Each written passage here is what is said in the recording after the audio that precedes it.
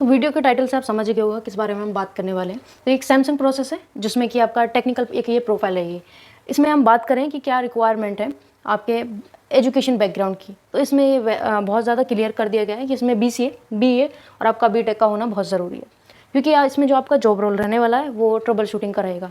तो इसमें बहुत ज़्यादा ज़रूरी है कि आपका जो बैकग्राउंड है वो भी टेक्निकल हो। अब इसमें बात करें सैलरी की, तो इसमें जो सैलरी है वो 18K फॉर फ्रेशर, 25K तक अगर आप एक्सपीरियंस है वो आपको मिल सकती है, और कुछ चीज़ें आपके इंटरव्यू पे भी डिपेंड करेंगी। लेकिन इस वीडियो में आपको आपका जो है अच्छे पैकेज पे ही आप जो जाएं, तो उसमें कुछ ऐसी मिस्टेक्स हैं, जो कुछ ऐसी चीज़ें हैं उसमें आपको सारी चीज़ें मैं बताने वाले हैं। यहाँ तक कि मैं आपको क्वेश्चन भी बताने वाले हैं कि किस तरह के क्वेश्चन आपसे पुटअप किए जाते हैं, क्योंकि एक टेक्निकल प्रोफाइल है तो क्या क्या वो चीज़ें रहेंगी।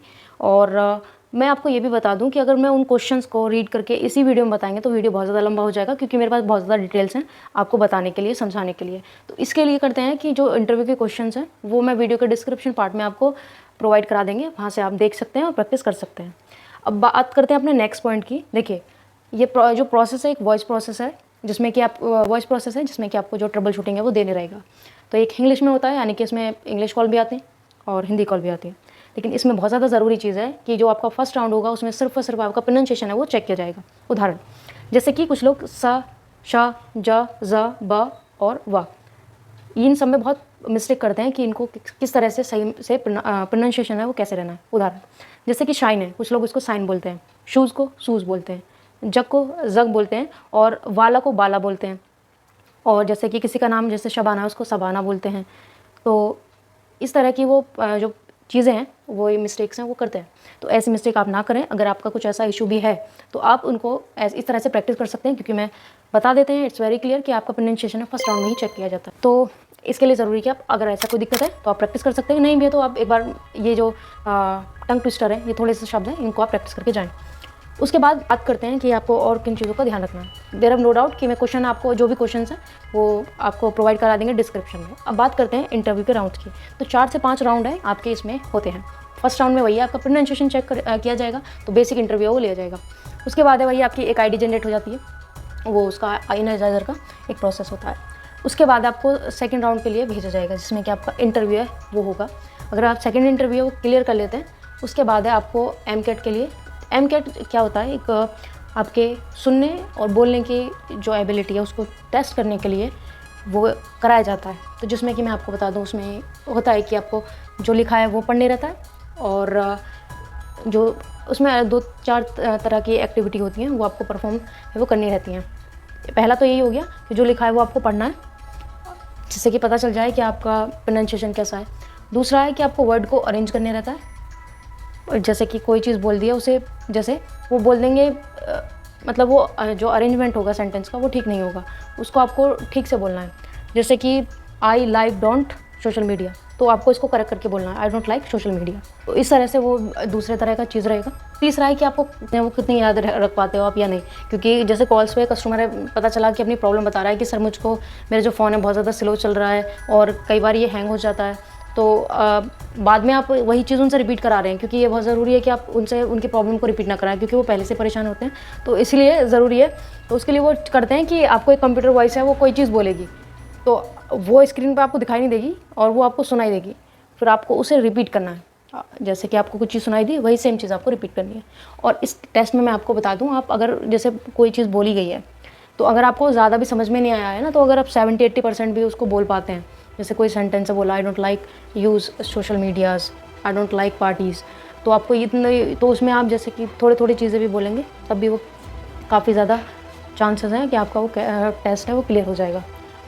तो ये सारी चीज़ें उसमें होती हैं टेस्ट में। जब वो आप टेस्ट क्लियर कर लेते हैं तो उसके बाद है आपको ग्रुप डिस्कशन के लिए वो भेज दिया जाता है। तो वहाँ पे आपको क्वेश्चन है वो किए जाते हैं। फिर वहाँ पे आपको जो जिन क्वेश्चन की मैं बात कर रहे हैं तो और ज़्यादा आप उन्हें प्रैक्टिस करके जाएंगे, क्योंकि वो जो मैनेजर होते हैं प्रोसेस के वो लेते हैं, और HR मैनेजर है वो फिर फाइनल होता है, उसमें आपको सैलरी वेलरी और फर्दर चीज़ें हैं वो समझा दी जाती हैं। बाकी जब आपके सारे राउंड क्लियर हो जाते हैं तो HR आपको इंस्ट्रक्शन देती हैं कि कब आपकी जॉइनिंग है और कब आपको आना है।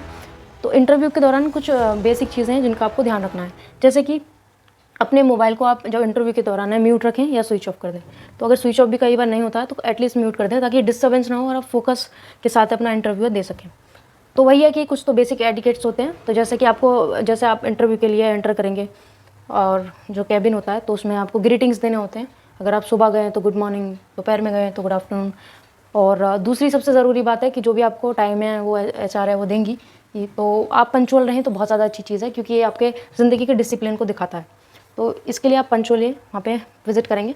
और दूसरा, जब आप इंटरव्यू दें, वो बहुत ज़्यादा अलग अलग तरह से लोग इंटरव्यू देते हैं, लेकिन सबसे ज़्यादा इफेक्टिव है वो इंटरव्यू रहता है जैसे आपसे पूछा गया कि tell me about yourself. तो वहाँ पे आप अपने बारे में बता रहे हो, जैसे कि आपका जो भी नाम है, और आप उसमें फैमिली को भी इंक्लूड करें कि like we are 4 members in my family, और my mother is housewife, my father is like anything else, और आपके कितने बहन भाई हैं, कुछ इस तरह से, ताकि आप उनको, और ये चीज़ें आपको इंटरव्यू में बोलनी है, ना कि रेज्यूमे में। कई रेज्यूमे मैंने देखे हैं कि लोग अपना पूरा बायोडाटा दे देते हैं रेज्यूमे में। तो इसकी जगह रेज्यूमे में आप जो है अपने क्वालिफ़िकेशंस और आपके जो एक्सपीरियंस रहे हैं, कि आपकी जो अदर एक्टिविटीज़ हैं, जैसे कोई आप एडिशनली कोई कोर्स करते हैं इसके लिए एनहांसमेंट के लिए, तो इस तरह की आप चीज़ें रखें। मैं एक फॉर्मेट भी है आपको शो करा देंगे ताकि आपको एक बेसिक आइडिया लग सके। तो एक स्टैंडर्ड रेज्यूमे का फॉर्मेट है जो कि बहुत ज़्यादा लाइकली है। वरना जो साइबर कैफ़े से एक फॉर्मेट होता है, फ्रेशर भी जाते हैं तो सिर्फ उसी को बना के चले जाते हैं, तो वो काफ़ी ज़्यादा इफेक्टिव भी नहीं रहता, क्योंकि जो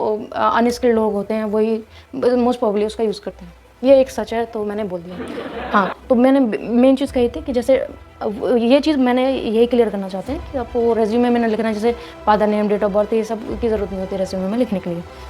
तो आप ये इंटरव्यू में जब आप tell me about yourself में ये दे रहे होंगे, और उसके बाद आपको जब आप बता देंगे अपना नाम, अपनी फैमिली, इस तरह से, देन आप अपने क्वालिफ़िकेशन के बारे में बताते हैं कि मैंने ये कोर्स किया है। और अगर आप फ्रेशर हैं तो आप और ज़्यादा चीज़ें, आप एक्सपीरियंस नहीं होगा आपका ऑब्वियसली, लेकिन अगर कुछ भी इंटर्नशिप का भी है तो आप वो भी बोल सकते हैं कि मैंने इतने टाइम वहाँ पे इंटर्नशिप किया है। अगर इंटर्नशिप भी नहीं है तो फिर तो कुछ चीज़ें आएंगी नहीं, लेकिन जो एक्सपीरियंस है, फिर क्वालिफिकेशन बताने के बाद वो अपना पास एक्सपीरियंस बता सकते हैं और अपना जॉब रोल भी बता सकते हैं कि वो वहाँ पे कौन सी रिस्पॉन्सिबिलिटीज़ को निभाते थे। और बहुत ज़्यादा ज़रूरी चीज़ है, जब आपका इंटरव्यू है तो प्लीज़ आप थोड़ी प्रैक्टिस करके जाएं कि आपकी जो इंग्लिश है वो थोड़ी फ्लुएंट हो, उसमें ग्रामेटिकल मिस्टेक्स हैं वो ना हो, और जो सेंटेंस का फॉर्मेशन है वो भी करेक्ट हो। तो ये कुछ बेसिक चीज़ें जो कि आपको ध्यान में रखनी है, और इन सब को करने के बाद में आपके जो सिलेक्शन के जो चांसेस हैं वो बहुत ज़्यादा बढ़ जाते हैं। और जो क्वेश्चंस मैं आपको डिस्क्रिप्शन में देंगे उन्हें आप प्रैक्टिस करेंगे तो आपका जो सिलेक्शन है वो हो जाएगा। और इसमें सैलरी भी फ्रेशर को भी 18K तक है वो मिलती है, तो अदरवाइज़ तो काफ़ी चैलेंजेस होते हैं, तो इसमें ये बहुत ज़्यादा अच्छी बात है और ये काफ़ी सही भी है। धीरे धीरे आप प्रमोट होंगे, आप अपने अकॉर्डिंग है वो आपका प्लान है वो हो सकता है, लेकिन ये काफ़ी अच्छा एक जॉब रोल पोजीशन है टेक्निकल फील्ड में। और वीडियो के एंड में मैं आपको ये कुछ 2 हायरिंग है वो रीजनल लैंग्वेज और इंटरनेशनल प्रोसेस, तो आप ये भी देख सकते हैं, और इसका ये जॉब डिस्क्रिप्शन आपके सामने ही है।